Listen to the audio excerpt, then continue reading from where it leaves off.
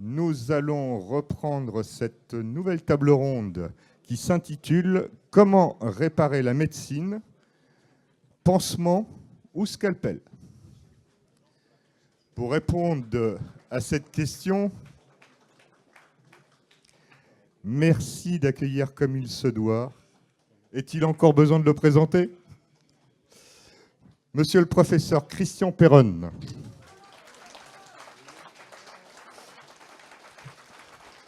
Professeur de médecine, médecin, praticien hospitalier, je lui dirais docteur résistant. Donc j'en passe, spécialisé des pathologies tropicales, il me semble. Donc on le remercie d'être là. À titre personnel, un homme de grand courage, persévérance, parce que vous nous avez beaucoup éclairé. Face aux persévérances d'un système qu'on peut qualifier de manipulatoire et de mensonger. Merci d'accueillir également Monsieur Marc Daoud, journaliste indépendant, directeur de publication du magazine Nexus. Très bien. On va attaquer tout de suite sur la première question. Je précise que les questions ont été concoctées par Monsieur Mathieu Lalouette du Mouvement politique citoyen et qui est le fondateur de l'Agora du Frexit. Notre système de santé est en crise. Entre les déserts médicaux, la bureaucratie étouffante, le manque et la fatigue des soignants, on a l'impression que l'édifice s'effondre. D'après vous, quels sont les principaux maux qui affectent la médecine aujourd'hui, malgré une multitude de personnels extraordinaires? D'abord, bonjour à tous, je suis ravi d'être là. Bravo les complotistes, les éveillés, les résistants.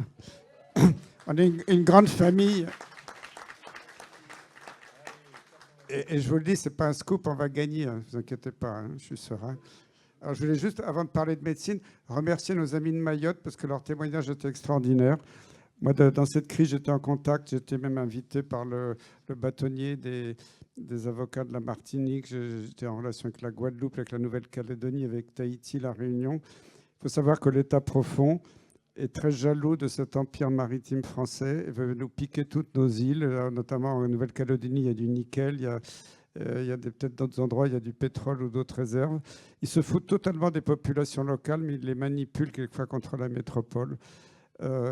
Et il y a un abandon total du gouvernement de la République française vis-à-vis de ces populations. C'est une honte nationale.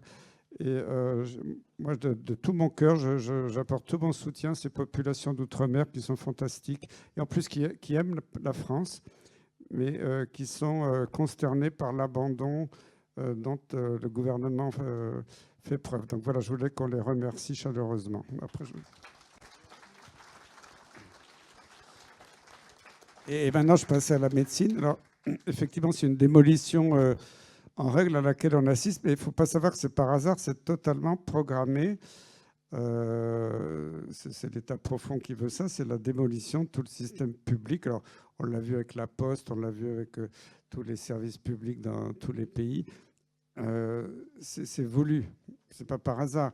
Quand on voit qu'il y a des dizaines de milliards donnés à l'Ukraine, qu'il n'y a pas quelques dizaines de millions pour Mayotte pour donner de l'eau, qu'il n'y a pas, avec un demi-milliard d'euros pour la France, on peut construire plusieurs hôpitaux, payer des infirmiers, des médecins pendant des années, des décennies, restructurer tout le système de santé, réarmer les urgences. Et pendant ce temps-là, on meurt aux urgences en France, quelquefois on attend 3-4 jours, on meurt sur des brancards. C'est totalement voulu. Ce que veut l'État profond, puis malheureusement, vous savez, on a un petit gars qui s'appelle le président, qui est une marionnette. Je ne sais plus comment il s'appelle d'ailleurs, parce que ça... c'est Mac quelque chose, je sais plus. Non, c'est pas McKinsey, je sais, mais c'est Mac quelque chose quand même. Il est en train la volonté, c'est pas lui qui décide, parce que lui, je pense qu'il décide pas grand-chose, mais on lui impose un jour de vendre tout le système de public de santé français pour 1 euro symbolique à tous les fonds de pension américains. Il faut savoir ça. Donc c'est totalement voulu. Moi, j'étais à l'assistance publique hôpitaux de Paris quand j'étais étudiant en 75, interne à partir des années 80, professeur, je ne sais plus, en 94, quelque chose comme ça. L'assistance publique, c'était une belle institution publique qui était au service du public. Il n'y avait pas toujours tellement d'argent, mais il y avait une solidarité entre l'administration et les médecins. Et ça a commencé avec... C'est pas ni la droite ni la gauche, ils sont tous au service de quelques milliardaires. Ça a commencé avec les ordonnances Juppé, donc c'était la droite. Après, quand la gauche est arrivée, moi, je n'étais pas spécialement de gauche. Je me suis dit, bon, peut-être que la gauche, ils sont plus proches du peuple, ils vont aider la santé que nenni. Ils ont continué à sabrer. Après, Chirac est arrivé, je dis, tiens, ça va peut-être revenir, que dalle. Et puis après, Sarkozy, puis après, alors le pire, c'est Macron. En fait, ils font tous la même politique. Alors, moi, j'ai adoré ça parce que j'ai pris ma retraite, mais j'étais encore chef de service à l'époque et je présidais le comité médical de l'hôpital de Garches. J'avais des réunions avec l'administration, soit locale, soit centrale. Et on me disait, Monsieur Perron, il faut améliorer l'efficience. Alors, améliorer l'efficience, j'ai appris la novlangue. Hein. Je ne suis pas idiot, j'ai appris la novlangue par cœur. J'ai un dictionnaire de novlangue. Donc, améliorer l'efficience, c'était casser dans les effectifs, supprimer les budgets. Et puis alors, après, il y avait Sarkozy qui nous a dit travaillez plus, vous gagnerez plus. On y a cru. Même j'étais envoyé, vous savez qu'en tant que chef de pôle, on m'a envoyé en rééducation. On a subi un enseignement des professeurs d'HEC qui nous ont dit, vous les chefs de service, le chef de pôle, vous êtes nuls, vous êtes des médecins, vous ne connaissez rien à la gestion. Il faut améliorer l'hôpital, doit devenir efficient, rapporter de l'argent. Donc vous devez prendre des parts de marché aux cliniques du coin, etc. On faisait des jeux de rôle. Alors moi, je faisais le directeur de l'agence régionale de santé, l'autre faisait le chef de service. Et ils nous prenaient vraiment pour des idiots, ces professeurs d'HEC. Puis au bout de 2 jours, ils ont compris que on dit, mais si nous, on prend des parts de marché, qu'on augmente notre activité, la Sécu dit stop parce que ça coûte plus cher si on augmente l'activité. Donc la Sécu baisse le prix du point.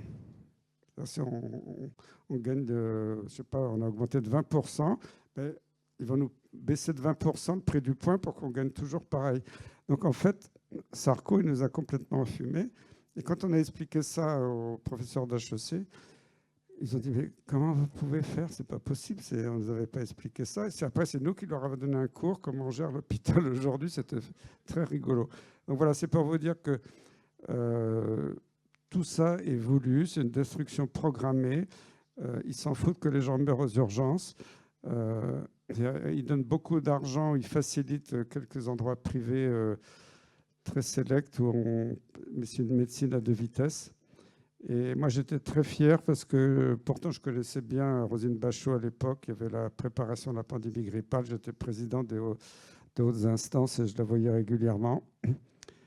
Et Roselyne Bachot a eu un choc parce que je suis fier de l'avoir fait. J'étais en tête de la manif contre sa loi HPST, ce que j'appelle la loi scélérate, Hôpital, Patient, Santé, Territoire, c'était sous le mandat de Sarkozy, qui a commencé la démolition de l'hôpital public.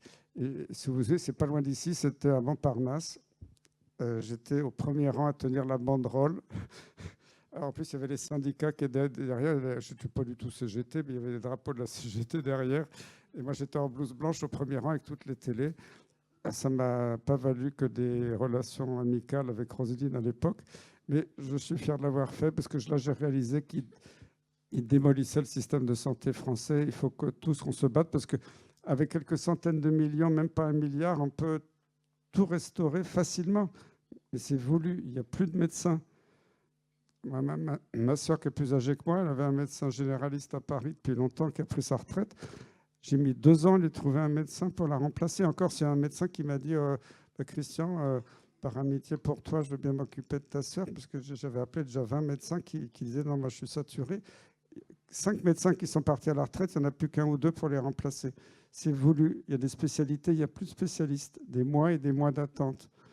Il ne faut pas me faire croire que c'est un peu manque de sous. Et quand on dit que l'État n'a pas d'argent, des dizaines de milliards à l'Ukraine, des milliards à McKinsey et autres, des milliards à la presse. Et là, il y a de l'argent à flot. N'oubliez pas qu'on dit, ah, mais oui, mais il y a la dette. La dette, c'est un racket organisé par l'État profond. Ça a commencé en France avec Pompidou, qui venait de la banque Rothschild. Puis Giscard. Au début, j'aimais bien Giscard, il avait l'air sympa, mais après, j'ai réalisé tout ce qu'il a fait. Mitterrand, etc., et les autres. La dette, il suffit de l'annuler. Poutine, qu'est-ce qu'il a dit? Il a mis les Rothschild dehors. Il a dit, ah, bah, il y a une dette, mais venez la chercher, je ne sais pas où elle est. Voilà, la dette, c'est un trait de papier sur un compte d'ordinateur. La dette, il faut arrêter. C'est un racket contre le peuple français. 2 minutes, si vous voulez. Non, c'est bon. Ben. Alors j'ai oublié la question, désolé. J'ai écouté Christian comme vous tous et ouais, c'est toujours très intéressant. Et d'ailleurs, ça a été ma toute première interview en 2020 sur le sujet de la santé en plein confinement. Christian que je ne connaissais pas et qui travaillait encore à quelques dizaines, centaines de mètres des bureaux de Nexus, parce qu'il était encore à Garches. Et donc j'ai eu la chance de pouvoir faire une petite interview avec lui par téléphone. Et c'est à partir de là que j'ai vraiment mis le pied dans l'enquête et la compréhension de ce qui se passe au niveau santé dans ce pays, parce qu'avant ce n'était pas un sujet forcément sur lequel je m'étais penché. Et c'est vrai que force est de constater que les moyens, s'ils voulaient être mis, ils seraient mis depuis longtemps. Et derrière, il y a toute une structuration qui est établie pour laisser la place à quoi ? À ce dont on parle depuis des années, l'intelligence artificielle, le big data, la modélisation des patients. Comme tu dis, Christian, la disparition de plus en plus des médecins de ville, des médecins généralistes, pour tout un tas de raisons. Et cette concentration, cette standardisation de la médecine. Et voilà, désolé, j'ai mis toutes mes fiches, parce que j'ai très mauvaise mémoire. Mais tout est là, en fait. Tout est déjà publié dans les médias, même mainstream, et dans les rapports officiels, les communiqués. Et c'est ça qui est terrible, c'est qu'on voit très bien. Par exemple, ça, c'est la baisse du nombre de lits d'hospitalisation sur les 10 dernières années. Donc on voit parfaitement, on a perdu énormément de lits. Sous Macron, ça s'est accéléré. Donc pendant qu'on nous disait que la santé était prioritaire, qu'on manquait de lits, on enfermait des milliers. Les médecins, eux, d'ailleurs on parlait de Mayotte juste avant, je suis allé faire un petit tour sur les statistiques de densité de médecins par département en France en 2023. Bon, sans surprise, Paris possède la plus forte densité, donc 888 médecins pour 100 000 habitants. À Mayotte, c'est le plus bas score, c'est 89 médecins pour 100 000 habitants, donc 10 fois moins. J'imagine déjà comment ça va être compliqué pour eux de se soigner avec le peu de moyens qu'ils ont, et alors là, le peu de présence médicale. Moi, j'ai des amis à la campagne qui viennent parfois à Paris pour avoir un rendez-vous chez un spécialiste, sinon c'est des mois d'attente. Donc autant dire que voilà, tous les gens qui ont des maladies type cancer ou autres qui se déclenchent et qui ne peuvent pas se faire dépister, c'est terrible. Donc c'est vrai qu'en fouillant un petit peu par rapport à cette tendance, donc on voyait la baisse du lit d'hôpital, baisse du nombre de lits d'hospitalisation, baisse du nombre de médecins de ville, et à côté de ça, énorme croissance sur le marché, ce qu'ils appellent les cabines de téléconsultation, les algorithmes d'intelligence artificielle qui commencent, qui depuis des années sont utilisés, je ne savais pas à ce point-là, mais dans plusieurs disciplines. Je les ai notés là. Donc en ophtalmologie, il y a déjà des intelligences artificielles qui sont développées pour faire de la détection. En psychiatrie, on apprend qu'ils développent des modèles d'intelligence artificielle pour faire de la prévention des risques suicidaires chez les jeunes. En utilisant des critères qui sont tellement évidents, mais qu'on va développer dans des outils qu'on va croire modernes, progressistes avec la technologie. Parce que là, par exemple, je prenais un critère, c'était l'intelligence artificielle a détecté que le manque d'estime de soi est un facteur aggravant chez les jeunes sur les pensées et risques suicidaires. Ça, c'est vraiment du génie, quoi. Il réinvente l'eau chaude. Il dit, ouais, ça, c'était pas très difficile de s'en douter. Plus toute la misère sociale, plus toute la difficulté qu'il y a dans ce pays. Bon, on va développer des outils qui vont apporter des nouveaux marchés. Et c'est comme ça qu'il le cite. Ça, c'est une phrase. Ça, c'est sur le site de la HAS, donc Haute Autorité de Santé. De quoi il parle ? Donc c'est un article du 5 mars 2024. Il parle des cabines de téléconsultation et de télésoins. Il y en a un peu partout en France. Hein. Franchement, j'ai regardé. Là, c'était juste à Paris. Ça, c'est tous les emplacements des télécabines de consultation. C'est-à-dire, c'est des cabines où vous avez tout pour remplacer le médecin. Enfin, tout, entre guillemets, hein, c'est ce qu'ils nous vendent. Donc, le stéthoscope, l'otoscope, le dermatoscope, l'oxymètre, le tensiomètre, le thermomètre et la balance à impédance. Voilà, c'est tout là-dedans, c'est connecté. Je pense que pour l'instant, il y a encore des humains qui sont derrière en visio. Mais pour peu que ça commence à se développer encore plus, il n'y aura plus que la machine. Et donc, ça, c'est donc la HAS, article du 5 mars 2024. En réduisant les distances et les délais, la télésanté peut contribuer à faciliter l'accès à l'offre de soins. Donc, on a deux informations. C'est que déjà, il y a une nouvelle discipline qui s'appelle la télésanté. Et ils appellent ça une offre de soins. Donc, très clairement, ça, c'est on va dire la terminaison, donc pour ce qui nous permet de conclure que c'est un marché, qu'il y a des produits et donc qu'il y a forcément des consommateurs. Donc déjà, le langage nous permet de voir à quel point on nous prépare à l'inéluctable, qui est déjà, comme tu disais Christian, la diminution de l'accès aux soins. Comme je vous disais, là, plus de 5000 lits supprimés rien qu'en 2023. Depuis 2013, 43 500 lits supprimés. Et de l'autre côté, une croissance, là je ne peux pas vous le zoomer, mais ça c'est toutes les disponibilités de télécabines dans toute la France. Donc on voit que le territoire est complètement maillé. Hein.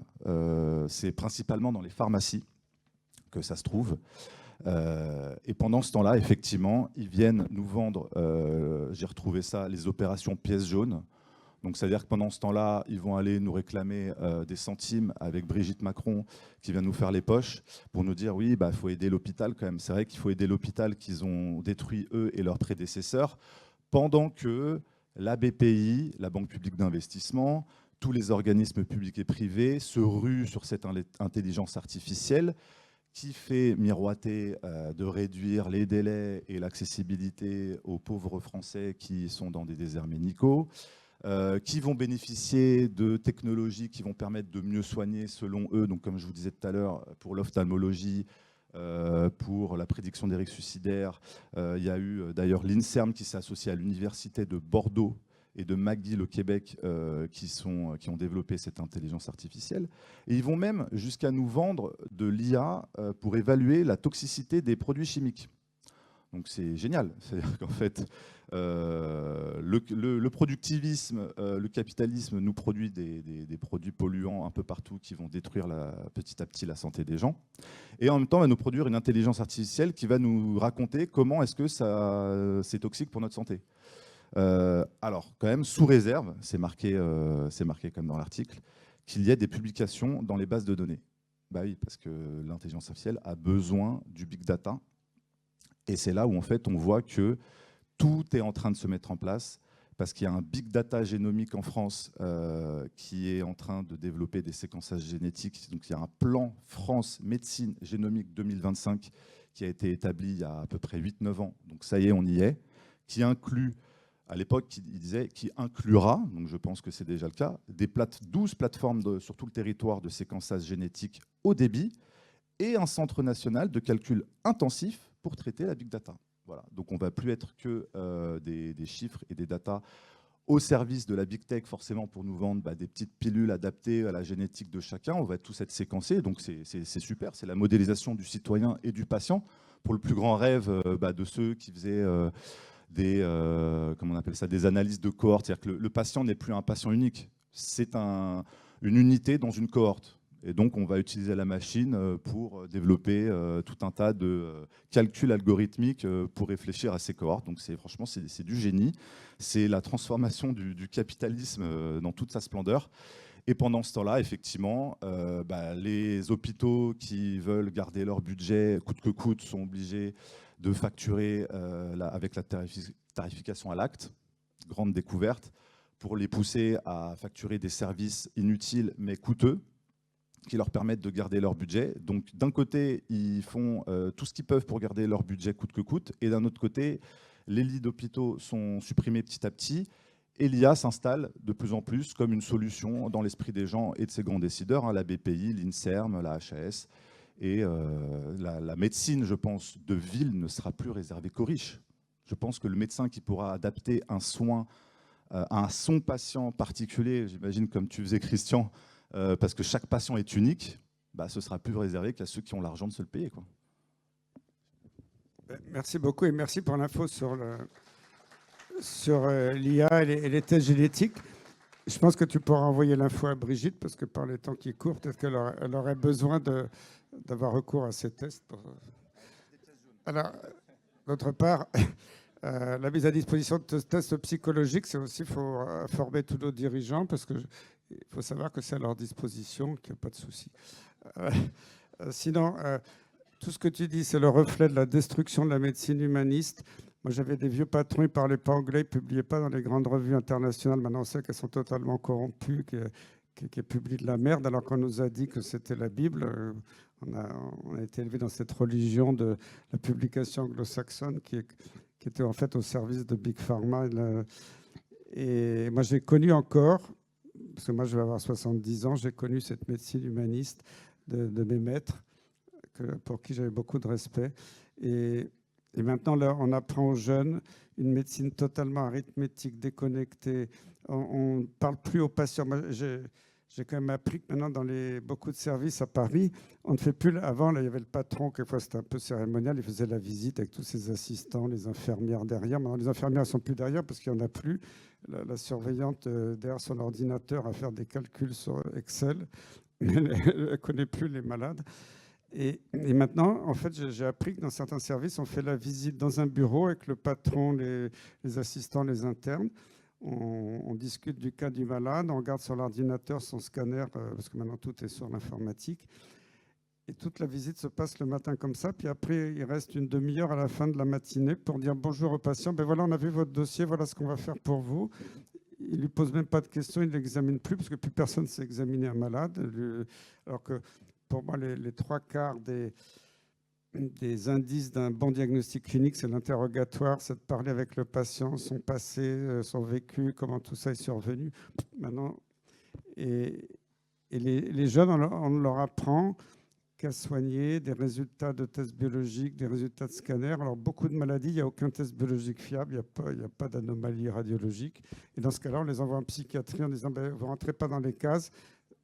L'exemple, c'est la maladie de Lyme chronique, en plus qui est une arme de guerre biologique qui n'a pas le droit d'exister. Ça, je me suis battu là-dessus avant le Covid. Tout ça, pour moi, c'est vraiment une dégradation terrible de la médecine. Et je plains ces pauvres étudiants qu'on formate là-dessus. Moi, c'est vrai que j'étais dans le système, mais quand on veut monter dans le système, être professeur, tout ça... on est évalué à 80% sur les publications scientifiques. On n'est pas évalué sur la qualité de la relation avec son malade, sur l'enseignement, sur des choses peut-être plus humaines, plus difficiles à évaluer, juste des chiffres. Combien de publications vous avez fait dans des revues? Les revues sont cotées avec ce qu'on appelle le facteur d'impact. C'est comme des cotes. Il y a des grands journaux qui ont des facteurs d'impact à plusieurs dizaines d'unités, puis d'autres à 2 unités. Et donc voilà, on est évalué là-dessus. Et je vois toute la dérive de ces institutions de recherche, l'INSERM, le CNRS, qui sont vraiment tombés de très bas, aucun n'a défendu la science. Et hier, heureusement que j'étais assis, sinon je serais tombé par terre. J'ai regardé par hasard sur Internet, je vois Agnès Buzyn, vous vous souvenez d'elle, hein? Bon, moi, je l'ai connue interne à Bichat. Agnès qui dit « Je vais créer un groupe, un think tank français de vrais chercheurs pour défendre la vraie science. Waouh! Vas-y Agnès, je suis impressionné là parce qu'elle est quand même, elle travaille à l'OMS officiellement. Je ne sais pas ce qu'elle fait là-bas, mais en plus là-bas avec un statut OMS, on ne peut pas l'attaquer en justice, donc c'est très bien pour elle. Voilà. Cette médecine n'est plus du tout humaniste, n'est plus du tout au contact des patients. Je pense que beaucoup de jeunes médecins le ressentent, mais ils n'ont pas le choix. Sinon, ils sont éliminés du système. Et voilà, Et en plus, c'est très simple à changer tout ça. Il suffit d'une volonté politique. Et, moi, j'ai toutes les recettes s'il fallait changer le truc, hein, mais je suis écœuré par ce qui se passe. Merci beaucoup. Sur l'hôpital public, on entend partout que son modèle est à bout de souffle. Faut-il le sauver tel qu'il est ou, à contrario, repenser entièrement son fonctionnement? Et à titre subsidiaire, est-ce qu'il vaut mieux remettre les soignants aux manettes face à l'incompétence administrative? L'hôpital public est à bout de souffle parce qu'on lui a supprimé les fonds. Avec quelques centaines de millions d'euros, l'hôpital, il fleurit. Quand je pense que moi, quand je suis arrivé à Garches, donc en 1994, d'abord, j'étais au comité de pilotage de l'hôpital, qui s'appelle le comité consultatif médical. Quand on pilotait l'hôpital, il y avait la directrice, un de ses adjoints, soit le directeur du personnel ou le directeur des finances. On était 10 médecins. On s'entendait bien, on avait des bonnes relations avec l'administration. Et puis petit à petit, avec la loi Sarkozy, les médecins n'ont plus eu leur mot à dire. D'un seul coup, du jour au lendemain, j'étais... bon, allez, on vous écoute parce qu'on est gentil. Puis je dis, mais attendez, excusez-moi, mais là, vos décisions, ça ne va pas du tout. Bah, écoutez, monsieur Perrin, vous êtes gentil, mais nous, on est des gens sérieux. Et pendant des années, ils ont supprimé, et c'était la galère pour avoir un poste de médecin remplacé. Avant, quand un médecin partait à la retraite, ou je sais pas, ou par malheur décédait, il était automatiquement remplacé. Il n'était plus remplacé. Il fallait faire tout un plan d'action énorme pour prouver que le nouveau médecin qui sera engagé allait rapporter des sous à l'hôpital. Vous imaginez. Les infirmières, non, on n'a plus les moyens. Monsieur Perron, soyez sérieux. Voyons, c'est la crise. Et pendant ce temps-là, tous les mois, pendant des années, ils ont engagé un nouveau conseiller administratif. Le gars qui doit surveiller la méthodologie de je ne sais pas quel truc administratif. Après, il y avait le contrôleur de gestion qui contrôlait l'autre contrôleur qui avait été embauché 6 mois avant. Et j'avais une secrétaire qui avait de l'humour. Elle avait fait un classeur, parce qu'on recevait des mails de la direction. Veuillez accueillir monsieur, madame Tartampion, notre nouveau gestionnaire, machin. Il y en avait des piles comme ça. Donc, ils ont embauché des centaines de gens totalement inefficaces qui sortaient de l'école de Rennes, qui est l'école des directeurs d'hôpitaux, de Sciences Po, qui avaient 25 ans, et qui ne connaissaient rien à l'hôpital, et qui venaient nous expliquer à nous médecins comment il fallait gérer l'hôpital. Et là j'ai eu envie de vomir. C'était vraiment les médecins, vous n'êtes plus rien, taisez-vous, et on va gérer à votre place. Donc c'est très facile de restaurer l'hôpital public, il suffit de mettre un peu d'argent, même pas le 20e ou le 50e de ce qu'on a donné à l'Ukraine, et on a un hôpital florissant. Il faut exprès de le faire mourir. C'est pas plus compliqué que ça. Et vous avez une autre partie de la question? La question, c'était tout simplement de remettre les soignants aux manettes de l'hôpital. Voilà. Alors malheureusement, les hôpitaux militaires sont aussi en voie de disparition. Moi, j'avais beaucoup de copains dans l'armée, des professeurs de médecine. Sarkozy a totalement démoli le système de santé des armées. J'en suis vraiment désolé. Mais au moins, dans l'armée, les directeurs des hôpitaux sont des médecins.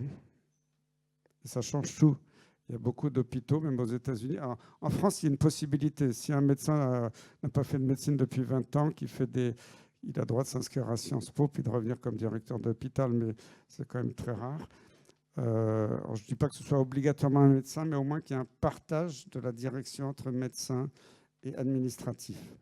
Moi, j'ai connu l'époque des mandarins quand j'étais jeune étudiant. À l'époque, c'était dingue parce qu'un mandarin, il claquait des doigts. Il y avait le directeur qui arrivait ventre à terre. Monsieur le professeur, qu'est-ce qui se passe? Il se couchait devant lui. Vous avez besoin d'infirmière? Mais bien sûr, tout de suite, monsieur le professeur. Et moi, quand j'étais chef de service, j'étais le sous-fifre en disant, bon, dégagez, on n'a pas besoin de vous. Il faut rééquilibrer. Il y avait peut-être un excès des mandarins à l'époque. Je ne suis pas pour un hyper pouvoir des médecins, mais qu'au moins ce soit partagé, parce que les médecins, ce sont eux qui voient les patients tous les jours, qui connaissent les besoins. Et puis, moi, je vois la souffrance des soignants, des infirmiers, des aides-soignants. Aujourd'hui, c'est terrible. Moi, j'ai encore des contacts avec l'hôpital. Mon service, il y avait 48 lits. Quand je suis parti, il n'y en avait plus que 24. Ils ont ouvert une unité de neurologie. Bon, très bien. Et maintenant, sur les 24 lits, la moitié est fermée parce qu'ils n'ont plus de personnel. Donc, ça s'est réduit à 12 lits. Et puis, les personnes qui restent sont en burn-out parce qu'il n'y a plus d'intérimaire, il n'y a plus personne pour remplacer quand une infirmière est malade, est enceinte. C'était terrible. Je me souviens. Vous vous rendez compte, dans un grand service de 48 lits, j'avais 2 assistants chefs de clinique. Bon, c'est normal que les femmes de jeunes chefs de clinique, c'est assistant, c'est pas le chef de la clinique à l'hôpital, c'est un poste. La clinique, c'est le soin auprès du malade en grec. Bon, donc chef de clinique, c'est l'assistant au-dessus d'interne. Avant, quand un chef de clinique, une femme était enceinte, c'était normal à cet âge-là, parce que souvent, elles avaient 25 ans, 30 ans. C'était tout à fait normal, on était content qu'elles soient enceintes. Mais elles étaient remplacées. Ça fait, je sais pas, une quinzaine d'années qu'elle n'était plus remplacée. Donc d'un seul coup, moi c'était ma hantise, parce que souvent c'était des jeunes femmes qui... J'ai dit, ah zut, alors si jamais elle est enceinte, je suis foutu. pendant un peu, c'est pas que les 9 mois de la grossesse, c'est avant, après, les congés post-maternité. Mais en plus, je suis tout à fait pour la protection des femmes enceintes et des jeunes mamans. C'est pas du tout dans mon esprit de critiquer ça, mais qu'au moins elles soient remplacées. Eh ben non. Donc on se retrouvait dans la merde totale. En plus, il y a eu une décision tout à fait injuste de Douste Blazy quand il était ministre. Il n'y a qu'à Paris que ça a lieu. Vous savez que, par exemple, à Paris, il y a, je sais pas, 1000 internes, j'ai eu le chiffre totalement au pif, je ne sais pas combien exactement il y a d'internes chaque année, qui choisissent 1000 postes dans les hôpitaux. Ils choisissent par ordre de... Ils ont un certain ordre hiérarchique pour choisir. Bon. Et normalement, dans toutes les villes de France, le nombre de postes mis au choix est à peu près équivalent au nombre d'internes qui postulent. Comme ça, tous les services sont servis. Et à Paris, il y avait une élite du syndicat des internes qui faisait très peur aux ministres. Un syndicat des internes en France, ça fait trembler les ministres, parce qu'ils pouvaient paralyser l'hôpital. C'était la cheville ouvrière de l'hôpital. Il y avait 10% d'inadéquation entre le nombre de postes mis au choix et il y avait... Ils étaient 10% de moins que le nombre d'internes. Donc, il y avait toujours 10% des services qui n'étaient pas pourvus en interne. Déjà, c'était difficile. Alors, c'était pas forcément les services les moins bons, c'était ceux qui étaient le plus loin des transports en commun. Parce que si vous êtes un excellent service, mais il faut prendre le train pendant 3/4 d'heure plus un bus pour arriver, les internes n'ont pas envie d'aller là. Et Douste Blazy, sous la pression syndicale, avait accepté 20% d'inadéquation. Et moi, du jour au lendemain, à Garches où j'étais, c'était les internes de dernier, les plus anciens qui venaient parce qu'ils étaient contents de la formation. Et en plus, à Garches, à l'époque, on pouvait se garer n'importe où, ils pouvaient venir en voiture. Maintenant, c'est impossible, ils sont obligés de venir en train, c'est la galère. Du jour au lendemain, j'étais plus choisi par les internes. Parce que Garches, c'est trop loin. Il y en a qui venaient me voir, j'aimerais beaucoup venir chez vous, mais j'habite près de la Bastille, j'ai calculé, il faut 1h30 pour arriver dans votre hôpital par les transports. Et là, ça a mis à mort. Moi, j'ai survécu, mais c'était l'angoisse chaque semestre de dire est-ce que je vais avoir un interne le semestre prochain? Et ça, c'est ignoble. Et ça, c'est parce que des petits internes à la con dans leur syndicat disaient nous, on est les rois, on va avoir le choix du roi. Et si je veux faire de la cardiologie, je veux absolument être sûr d'avoir un service de cardiologie le semestre prochain. Et on a cassé la dynamique d'hôpitaux qui était un peu excentrée. Puis après, il me disait, si tu n'as pas d'interne, c'est que tu es nul. Mais ce n'est pas ça, parce qu'avant, j'avais des internes les meilleurs avant ce changement. Mais c'est qu'un interne disait, moi, je préfère aller à Saint-Antoine, qui est à 3 stations de métro de chez moi, plutôt que de faire 1h30 le matin, 1h30 le soir pour aller chez vous. Voilà, donc tout ça, c'est C'est très facile à changer. Il suffit de remettre qui existait qu'en Île-de-France, l'adéquation entre le nombre d'internes et le nombre de postes. J'ai plein de trucs comme ça, mais tout ça, je connais tout le système par cœur, c'est très facile à changer. Il y a une volonté politique de casser.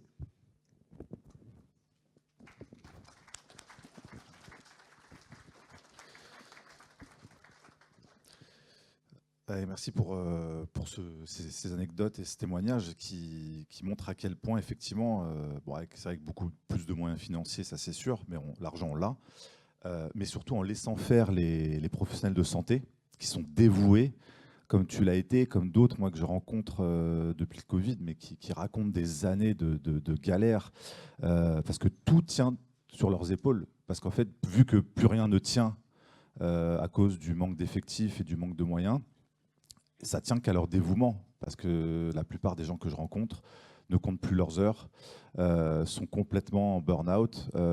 Ils tiennent parce qu'ils sont persuadés que sinon il va y avoir des conséquences graves, hein, des malades, des morts, etc. Donc ces gens-là que beaucoup applaudissaient à la fenêtre à 20h pendant le confinement, je ne vois pas trop où est-ce qu'ils sont les Français là, qui se dévouaient à les applaudir à leur fenêtre, mais pas trop à venir les soutenir pendant les manifestations. Et c'est vrai qu'à force de voir ces histoires, je me rappelle de tout ce que tu as pu nous partager, Christian, sur Lyme. Tu étais quasiment le seul à batailler pour essayer de faire reconnaître cette maladie parce que les gens étaient traités de fous quand ils témoignaient de ce qu'ils vivaient. Nous, à Nexus, on essayait modestement de relayer des témoignages, parce que plein de gens finissaient par nous dire « mais attendez, nous on vit ça, on vit ça, on vit ça ». Donc au bout d'un moment, on se dit bah, « ces gens ne sont pas fous, il y a bien une maladie bizarre, il y a bien quelque chose ». On a fini par découvrir que c'était lié à des essais militaires. Donc finalement, il y a le dévouement de ces personnels soignants qui sont là à l'écoute. Que fera la machine face à quelqu'un qui vient avec une nouvelle maladie de Lyme ?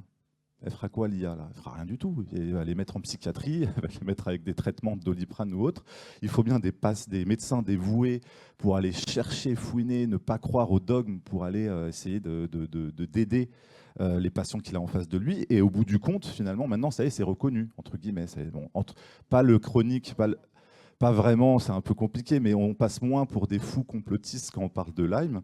Et je me souviens aussi, d'ailleurs, à croire qu'à Garches, il y a un nid de résistants, mais il y avait aussi les docteurs de l'épine, qui faisaient un boulot incroyable, qui ont été virés comme des malpropres, hein, pour ne pas dire plus, en 2014, et puis, alors qu'ils ils soignaient des enfants.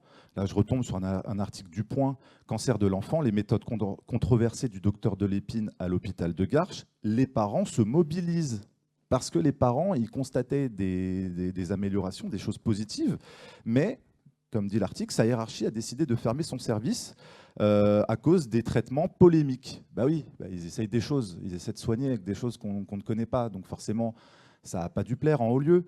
Et ils se sont fait virer, fermer leur service de manière totalement abusive. Et ils continuent de batailler tous les deux, Nicole et Gérard, et tellement d'autres qui sont restés dans l'anonymat.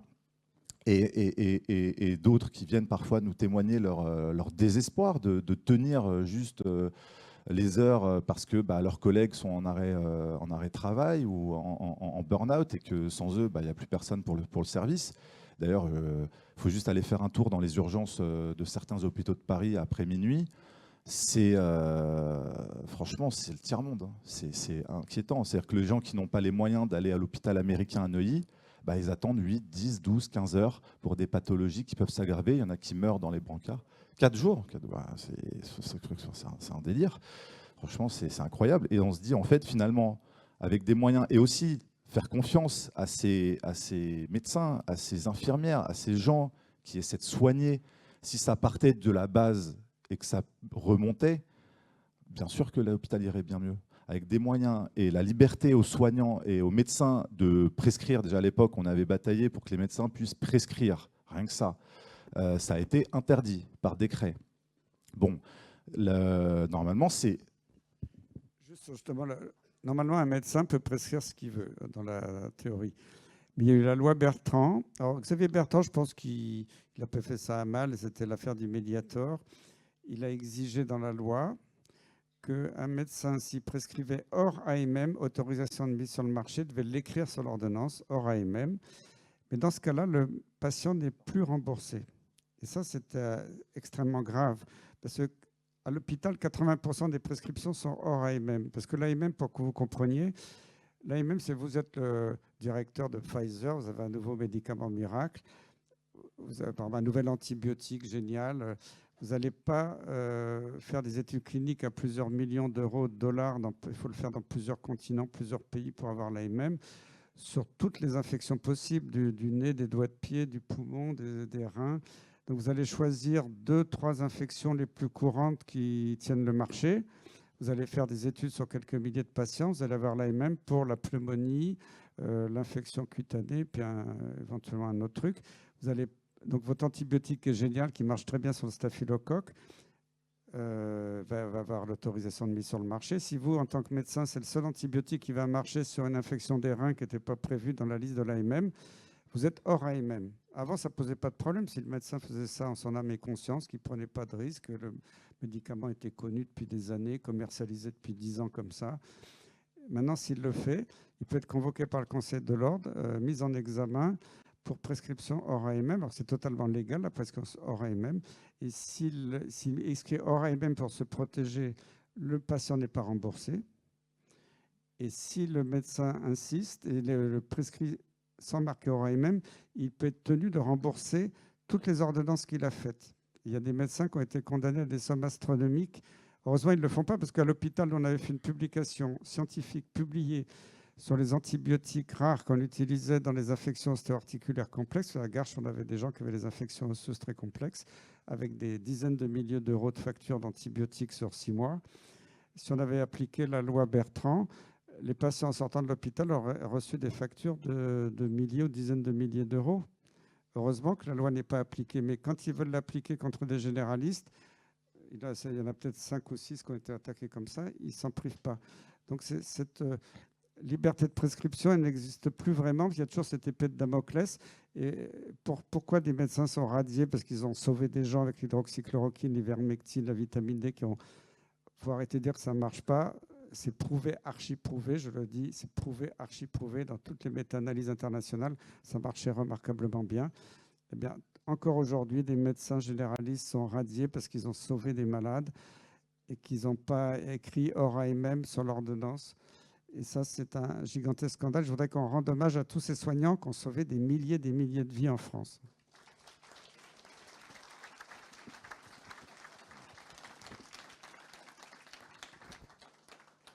Merci. Une dernière question très très rapide, environ 2 minutes, chacun pourrait répondre. Y a-t-il des pays, selon vous, qui ont su trouver des solutions viables aux problèmes que nous rencontrons aujourd'hui en France? Ou alors, tout simplement, si nous revenions simplement au modèle français qui a été tant envié dans le passé? C'est très simple de remonter le niveau français, il suffit de remettre les moyens. Je ne suis pas inquiet. C'est vrai qu'en l'an 2000, l'OMS avait dit que la médecine française était la meilleure du monde, donc c'était cocorico, mais ils ont tout fait pour la démolir. Moi, je rends hommage finalement aux médecines des pays dits moins favorisés, dits soi-disant en voie de développement. Je pense à l'Afrique, à l'Asie, quelquefois à l'Amérique du Sud, qui ont eu des gestions 100 fois meilleures que les pays dits riches. Quand on voit que la pandémie Covid n'a touché que les pays riches de l'OTAN, c'est bizarre quand même, c'était les pays les plus riches, et là on est plus morts. Alors qu'en Afrique, ils rigolaient, à Madagascar, partout, ils traitaient avec les plantes, avec l'artémisia, le razemvara, je ne sais plus le nom exact de la plante. C'est hallucinant. Ils ont dit oui, parce qu'en Afrique, ils ne déclarent pas les morts. Non, ce n'était pas vrai du tout. Oui, c'est parce qu'il fait chaud. Il y avait des pays qui avaient la même température dans d'autres pays sous dépendance de l'industrie, qui avait beaucoup de morts. Moi, ce qui m'avait frappé, après quelques mois de pandémie Covid, je regarde la carte du monde, je dis, c'est marrant, ouais, marrant.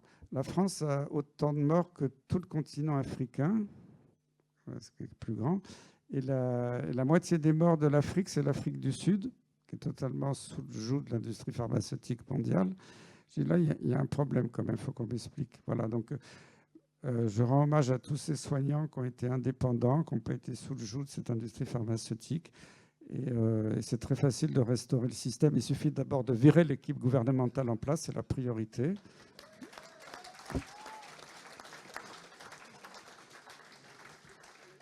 Et après, on va restaurer de médecine de qualité à Mayotte, j'en suis convaincu.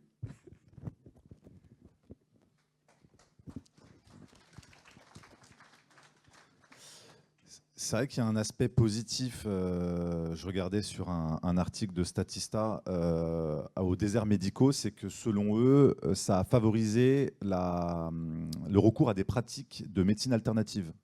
Parce que du coup, faute d'avoir des médecins chez eux, les Français essaient de se tourner vers des médecines qui prennent soin de leur santé.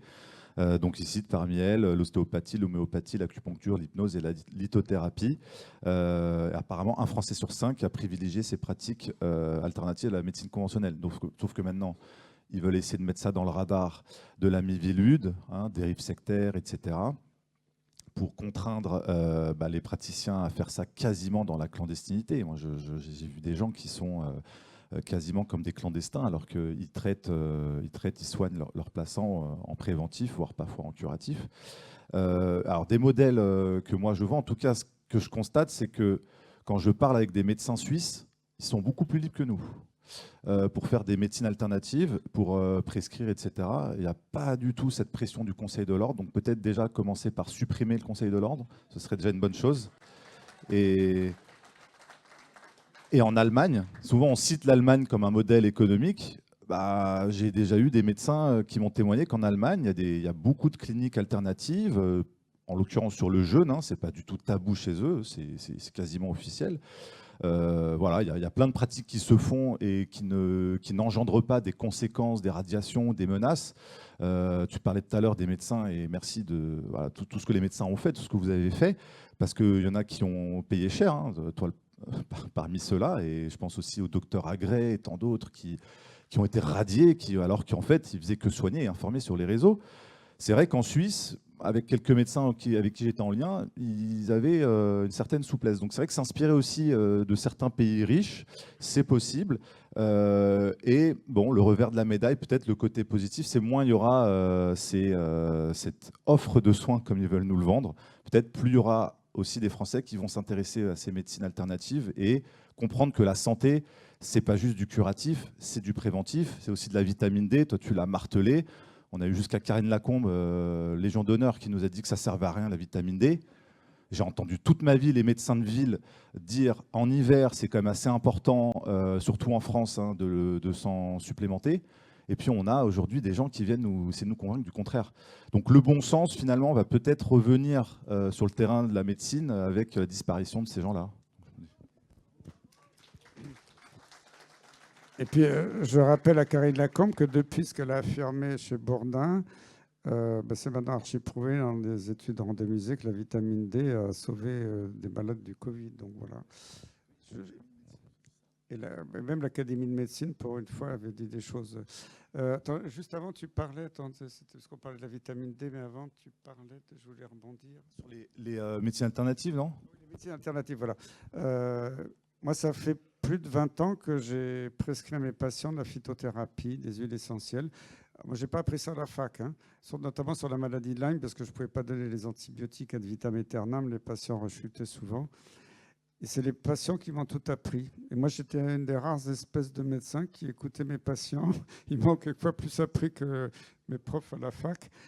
Et moi, je suis un convaincu des médecines naturelles depuis très longtemps.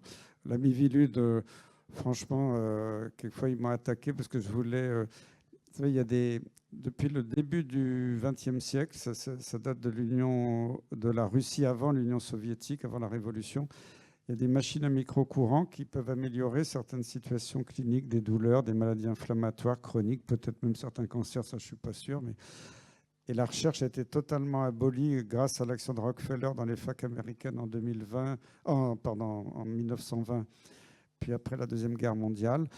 On a le droit de traiter en France et dans tout l'Occident qu'avec des médicaments chimiques, parce que Rockefeller venait de l'industrie du pétrole, l'industrie pharmaceutique. Et moi, quand j'ai voulu faire une étude randomisée en double aveugle avec une vraie machine, une fausse machine qui faisait bip-bip comme la vraie pour prouver 80% des malades qui l'utilisaient dans le Lyme disaient c'est super, je suis beaucoup mieux en quelques semaines. Moi, je voulais juste le prouver, c'est une démarche scientifique. J'ai eu des attaques par un journaliste que je ne citerai pas dans un journal pseudo-scientifique que je ne citerai pas, comme quoi je tombais dans le charlatanisme. Je voulais juste évaluer de façon scientifique si oui ou non cette méthode était vraie ou charlatane. C'est ça la démarche scientifique, c'est de démontrer. Et donc, et c'est un gars très proche de la Miviludes. Donc la Miviludes, c'est juste un organisme censé censurer tout ce qui peut aller en dehors de cette doxa, l'industrie pharmaceutique, qui est devenue épouvantable. Moi, j'avais plein de copains dans l'industrie, c'était souvent des anciens internes assistants des hôpitaux qui étaient des braves gars. Mais il y avait peut-être un peu de corruption il y a 20-30 ans, mais là, ça s'est tellement aggravé ces dernières années que c'est devenu astronomique. Et il faut vraiment sortir de là. Et je remercie Robert Kennedy Jr. Je l'ai rencontré très brièvement parce que récemment, parce que j'avais écrit la préface de l'édition française de son livre que je vous recommande de lire. Ça s'appelle Anthony Fauci, Bill Gates. Je ne sais pas si vous les connaissez ces deux-là, et Big Pharma. Et c'est un livre remarquable qui est assez épais. C'est 40 ans d'investigation d'un avocat, toutes les crapuleries des recherches de l'industrie pharmaceutique, les morts cachées sous le tapis. Quand vous avez fini ce livre, vous êtes estomaqué. Il n'a jamais eu une seule attaque en diffamation. Et son livre a été best-seller aux États-Unis. Donc, j'espère que Kennedy pourra faire le ménage dans le milieu. Et comme tu parlais de la maladie de Lyme, j'étais content parce qu'il y a quelques mois, Robert Kennedy Jr. a fait une interview avec une femme que je connais bien, Chris Newby, qui est une Américaine, qui a révélé dans un livre avec les preuves à l'appui que la maladie de Lyme était bien... alors la Borrelia de Lyme, la Borrelia originelle date d'il y a plus de 5000 ans, mais elle a été modifiée dans des laboratoires nazis puis américains. Quand je disais ça, on se moquait de moi. Maintenant, il y a la preuve. Il y a eu même un vote au Parlement des États-Unis là-dessus. Et je continuais d'attaquer. On continue à dire, mais non, Lyme n'a aucun rapport. Et j'étais content quand Kennedy a fait cette vidéo, il n'y a pas très longtemps, reconnaissant que la maladie de Lyme était la conséquence de recherche sur des armes biologiques de guerre. J'espère qu'aux États-Unis, grâce à lui, ce sera reconnu. J'en ai pas la certitude. J'ai pas eu le temps de trop parler avec lui parce qu'il y avait des 800 personnes dans la salle. C'était pas facile de discuter ce jour-là, mais j'espère le rencontrer un jour plus tranquillement quand il sera. Je l'espère. Bon, maintenant, a priori, c'est presque fait, mais il y a encore une dernière étape qui sera investi dans son poste de ministre de la Santé. Merci beaucoup. Je regarde vers le fond de la salle. Est-ce qu'il nous reste un peu de temps pour une question ou deux? Une question? Si quelqu'un veut poser une question rapide, appelant une réponse rapide.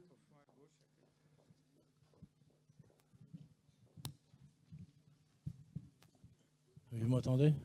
Oui, absolument. Voilà, donc, je veux une confirmation comme quoi dans la nomenclature des pathologies a été rajouté il y a 3-4 ans le fait de refuser un vaccin.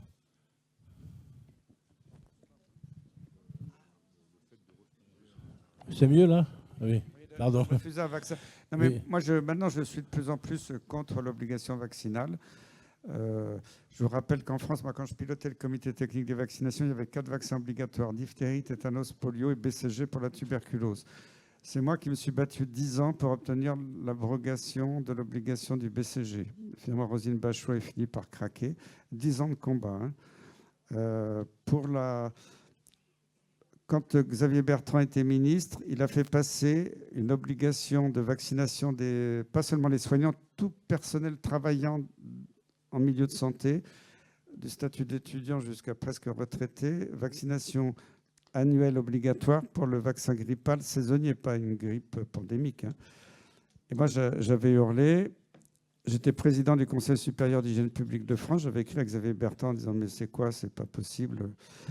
Et bon, il ne m'avait pas écouté. Et puis, alors, je l'ai eu au tournant parce que je ne savais pas à l'époque, c'était nous, le Conseil supérieur d'hygiène publique de France, qui devions rédiger les décrets d'application de la loi. Et j'avais tourné ça de telle façon en disant oui, bon, éventuellement, s'il y avait une pandémie de grippe extrêmement mortelle, ça pourrait se justifier, mais tous les ans, pour une grippe saisonnière, ça n'a pas de sens. Et finalement, Xavier Bertrand avait accepté et avait signé un arrêté de suspension de la loi. Mais la loi, elle est dans les textes. Elle est votée, elle est dans les textes. Une signature de ministre, elle est rétablie.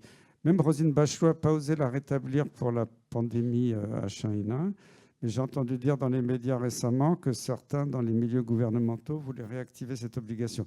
Donc, quand on me dit que je suis un pro-vax féroce, etc., j'ai obtenu l'abrogation de l'obligation BCG, j'ai obtenu l'abrogation de l'obligation de grippe pour les soignants. Après, les juristes du ministère nous ont dit que ça ne va pas parce que la France est le seul pays comme ça. Il reste 3 vaccins obligatoires, diphtérie, tétanos, polio. Puis il y avait déjà 11 vaccins dans les écoles. À l'époque, quand ce n'était pas obligatoire, ça ne dérangeait personne maintenant. Pourquoi il y en a obligatoires, pas d'autres? Et nous, même dans ma commission, la majorité des experts en disant on est plutôt pour l'abrogation des obligations, mais pour renforcer le suivi des maladies, l'éducation des parents, une information claire et transparente. Et puis après, c'est moi qui ai démissionné du Haut Conseil de la Santé publique, volontairement, parce que ça devenait impossible de travailler avec le gouvernement de l'époque. Et ils ont profité de mon départ pour qu'Agnès Buzyn mette les 11 vaccins obligatoires. Donc là encore, c'est pas moi. Même si une fois, j'avais eu le malheur parce qu'il y avait des ligues antivaccinales excessives qui m'avaient énervé, j'avais dit non, ça peut-être... J'avais fait une lettre un peu maladroite à l'époque sur les obligations vaccinales, mais au fond de moi-même, j'ai toujours été contre. En tout cas, aujourd'hui, je suis persuadé qu'il faudrait suspendre les obligations vaccinales, sauf s'il y avait vraiment une maladie extraordinaire qui tuait tout le monde. On a vu avec le Covid que pour l'instant, ce n'était pas le cas. Oui, ma question, mon information, c'était que dans la nomenclature des pathologies, il y a refus de faire un vaccin. Donc ça continue. Refus d'un vaccin. Refus, mais ça correspond à l'obligation, c'est ce que je veux dire. C'est ça, oui. Mais c'est écrit dans les pathologies, c'est pas une maladie.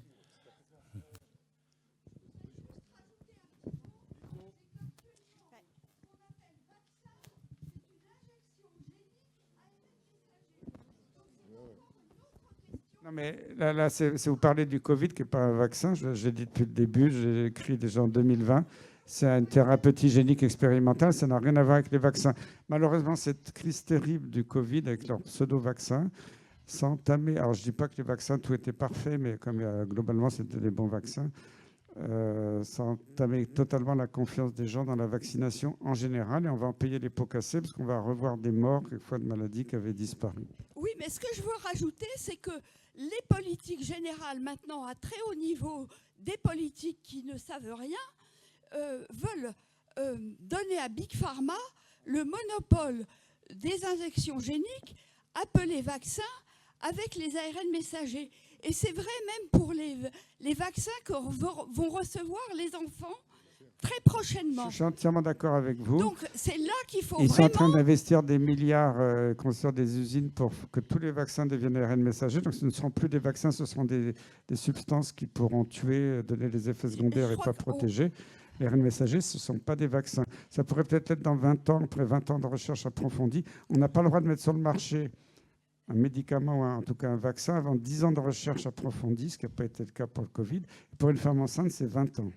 Donc, ça veut Donc dire... voilà, et surtout si maintenant ils font les ARN messagers autoréplicants, ce qui est encore une grande saloperie. Donc il faut refuser obstinément. Ils vont essayer de commencer avec la bronchiolite. Bon, il n'est pas encore sur le marché. Ce qu'ils vendent pour vaccin actuellement, ce n'est pas un vaccin, c'est un anticorps monoclonal. Mais enfin, apparemment, il ne marche pas très bien. Il y a beaucoup d'effets secondaires. Donc il faudra résister à fond et refuser pour vous-même, pour vos enfants, obstinément de recevoir ces produits. Mais il faut déjà vous y préparer. Bon, je pense que toutes ces élites, j'espère qu'elles ne seront plus là d'ici là. il faut encore les éliminer, ce n'est pas fait. Si, ça va peut-être venir plus tôt que prévu. Eh bien, écoutez, merci beaucoup. Non, on n'a plus le temps parce qu'il y a encore un autre débat. Je suis désolé après. Merci de rester avec nous pour suivre un débat qui risque d'être intéressant. Le sujet, c'est de cause toujours à... Je vous laisse terminer la phrase. Merci à tous.